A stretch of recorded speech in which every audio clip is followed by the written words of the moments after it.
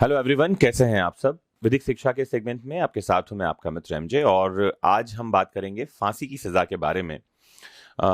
मैं बहुत सारे आंकड़े भी आपको दूंगा कि फांसी की सजा कौन से सेक्शंस में दी जाती है, फांसी की सजा क्यों दी जाती है, और फांसी के पहले जल्लाद कान में क्या कहता है जिस व्यक्ति को फांसी दी जा रही है उसके।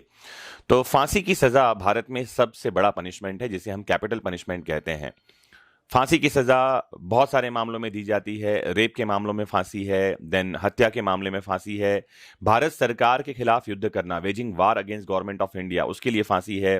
तो आईपीसी के कई सेक्शंस हैं जो फांसी के लिए प्रावधान करते हैं। लेकिन 1980 में Bachchan Singh versus state of Punjab में सुप्रीम कोर्ट ने स्पष्ट एक बात कह दी थी कि विरले से विरलतम मामलों में ही फांसी दी जाएगी, in the rarest of rarest case.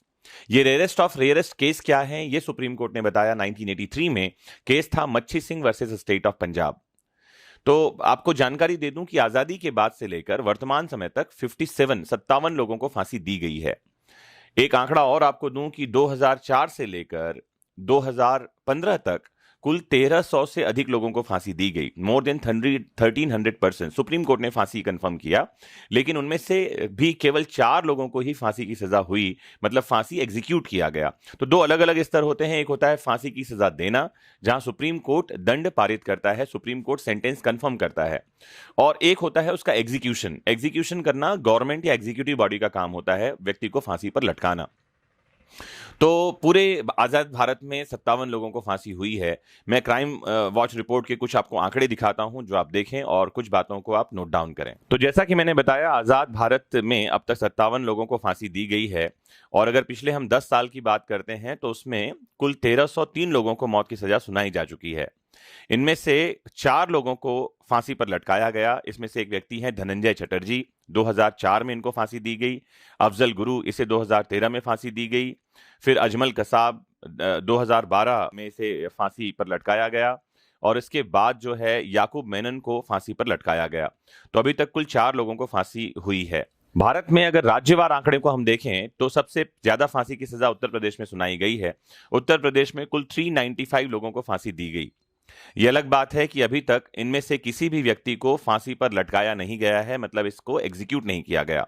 फिर बिहार में 144 लोगों को फांसी की सजा सुनाई गई। महाराष्ट्र में 129, 129, तमिलनाडु में 106 और कर्नाटक में 103, 103 लोगों को मौत की सजा सुनाई जा चुकी है। तो फांसी की सजा के बारे में एक जो इंपॉर्टेंट बात और है जो आपको जाननी चाहिए, वो ये कि सेंट्रल गवर्नमेंट और स्टेट गवर्नमेंट दोनों को ही अधिकार दिया गया है कि वो फांसी की सजा को कम कर सकते हैं या फांसी की सजा को माफ कर सकते हैं। सेक्शन 433 और 433A सीआरपीसी में इसके बारे में प्रावधान है। वहीं राष्ट्रपति को फांसी की सजा माफ करने का अधिकार दिया गया है। सेक्शन 72 या जिसे हम कहें आर्टिकल 72 इंडियन कॉन्स्टिट्यूशन में ये प्रावधान है। तो वर्तमान समय में फांसी की सजा के बारे में चर्चा इसीलिए हो रही है क्योंकि लोग क्रूरतम अपराधों में फांसी की मांग कर रहे हैं। और चर्चा में यह है कि जो निर्भया रेप कांड के दोषी हैं, उनको भी फांसी दी जाने की तैयारी की जा रही है। तो फांसी जब दी जाती है तो फांसी की सजा सुनाने के बाद जैसा कि सभी को पता है कि जज जो है वो पेन की नींव तोड़ देते हैं। उसका कारण यह है कि अब इससे और किसी दूसरे व्यक्ति को सजा न सुनाई जा सके, क्योंकि किसी के प्राण ले लेना अपने आप में गलत माना जाता है। लेकिन विधायी प्रक्रिया है और कानून में यह लिखा है तो फांसी दी जानी चाहिए और इसके लिए फांसी की सजा सुनाई जाती है। जब फांसी की सजा सुना दी जाती है तो व्यक्ति के पास में, जैसे कोर्ट ऑफ सेशन ने फांसी सुनाया है तो उसके पास कंफर्मेशन पिटीशन भेजा जाता है हाई कोर्ट में। हाई कोर्ट ने कंफर्म कर दिया तो उसके बाद उसके पास अपील के अधिकार होते हैं, वो हाई कोर्ट में ही अपील कर सकता है। अगर अपील में भी फांसी की सजा कंफर्म कर दी गई तो उसके बाद हाई कोर्ट से सुप्रीम कोर्ट में अपील जाती है। सुप्रीम कोर्ट ने भी अगर अपील में फांसी की सजा को बरकरार रखा तो सुप्रीम कोर्ट में फिर रिव्यू पिटीशन जाता है, रिव्यू के बाद क्यूरेटिव पिटीशन जाता है। ये लंबी प्रक्रिया है जिसके बाद ही किसी व्यक्ति को फांसी सुनाई जाती है। फांसी सुनाई जब भी जाती है तो उसको एग्जीक्यूट करने का काम गवर्नमेंट का है, सरकार उसके लिए तैयारियां करती है। बिहार के बक्सर जेल में फांसी की रस्सी बनाई जाती है और इससे पहले कि किसी व्यक्ति को फांसी पर लटकाया जाए, इसकी रिहर्सल की जाती है कई बार, ताकि उसमें कुछ चूक ना हो जाए। फिर आपको एक जानकारी दूं, जिस व्यक्ति को फांसी पर चढ़ाया जाता है, फांसी चढ़ाने वाले दिन उससे सुबह सुबह उसकी इच्छा पूछी जाती है इच्छा पूछने का मतलब ये नहीं जैसा फिल्मों में दिखाया जाता है कि जेलर जो है व्यक्ति से पूछे कि तुम्हारी आखिरी इच्छा सुनाओ, और अपराधी ये कहे कि मेरी जगह आप झूल जाओ। ऐसी वाली इच्छा नहीं होती है। उससे दो तरह की इच्छाएं पूछी जाती हैं। पहला ये कि वो क्या खाना चाहता है, उसको खाने में क्या पसंद है, या दूसरा वो किससे मिलना चाहेगा। अगर ये संभव हुआ कि उस व्यक्ति से उसे मिलवाया जाए, उसके परिवार के जन उससे मिलना चाहते हैं तो उससे मिलने दिया जाता है, या उसकी इच्छा पूरी की जाती है उसके खाने के संबंध में। तो ये तैयारियां होती हैं। फिर सजा जो है सूर्योदय के पहले ही दे दी जाती है, सुबह सुबह। उसका कारण ये है कि सूर्योदय के बाद जेल के सारे काम शुरू होते हैं, और इसके साथ ही एक और भी जेल मैनुअल में ये बात काम की है कि व्यक्ति को फांसी पे चढ़ा देने के बाद उसके परिवार वालों को जब शव सौंप दिया जाए तो उनके पास दिन भर का समय होता है उसके अंतिम संस्कार की तैयारी के लिए। ये एक कारण है। फिर एक बात और कि जब व्यक्ति फांसी पर चढ़ाया जाता है तो उसके पहले जो उसे फांसी पर चढ़ाता है, जिसे जल्लाद के नाम से जाना जाता है। आपको एक बात और जाननी चाहिए, जल्लाद का पद जो है ये पुश्तैनी रूप से लोगों को मिल रहा है। मतलब बाप जल्लाद थे तो बेटा भी जल्लाद का काम कर रहा है, और पूरे भारत में फिलहाल 2 ही जल्लाद हैं के पद पर काम कर रहे हैं। तो जल्लाद उसे फांसी पर चढ़ाने के पहले उसके कान में कुछ कहता है।